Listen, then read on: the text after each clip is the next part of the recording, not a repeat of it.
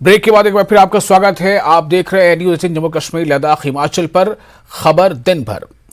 इस्लाम का विरोध करने वाले भाइयों से नाराज होने की जरूरत नहीं है, लेकिन हमें उन्हें ज्ञान के साथ इस्लाम का निमंत्रण देना होगा।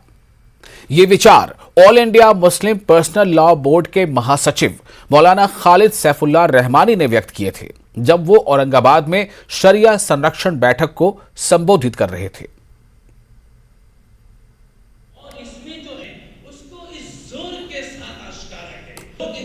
अगर कोई नौजवान, कोई जदीद तालीम याफ्ता, कोई गैर मुस्लिम भाई अगर इस्लाम पर एतराज़ करे तो हमको नाराज़ नहीं होना चाहिए। हमको हिकमत के साथ, मोहब्बत के साथ, दर्दमंदी के साथ, उसकी मसलहत के साथ, जब हमारा यकीन है कि अल्लाह के दीन का कोई हुक्म अक्ल और मसलहत के खिलाफ नहीं है, तो इस तरह हमको समझाना चाहिए। हम चाहते हैं कि एक ऐसा भारत बने जिसमें तमाम मज़ाहिब का एहतराम हो और जिसमें जो भारत के दस्तूर की असल रूह है कि यहाँ पर बसने वाला हर समाज, हर जो है माइनॉरिटी, वो अपने आइडेंटिटी के साथ में, वो अपनी रिलीजियस आइडेंटिटी के साथ वो यहाँ पर ज़िंदगी गुजारे।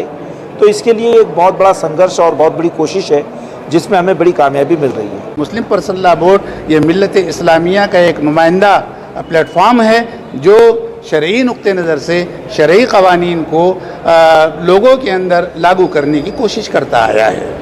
और जो लोग कुरान और हदीस से और इन शरई और आइली क़वानीन से या तो दूर हो रहे हैं या भूल रहे हैं या जिनको वाक़फ़ियत नहीं है, ये तीनों चीज़ें से जागरूक पैदा करने की कोशिश ये मुस्लिम पर्सनल लॉ बोर्ड का प्लेटफॉर्म अदा करता है। हमारे अकाबरीन ने यह महसूस किया कि मुल्क के अंदर एक फ़िज़ा बनाई जाए इस्लामी माहौल की, दीनी माहौल की, मजहबी माहौल की, शरीयत के तहफ़्फ़ुज़ की। लिहाजा अल्हम्दुलिल्लाह हमने देखा कि पूरे मराठवाड़ा के अंदर लोगों ने बहुत जोश और खरोश के साथ इस्तकबाल किया और हज़ारों की तादाद में जहाँ जहाँ प्रोग्राम रखा गया वहाँ तंगे दामा का शिकवा करते रहे लोग।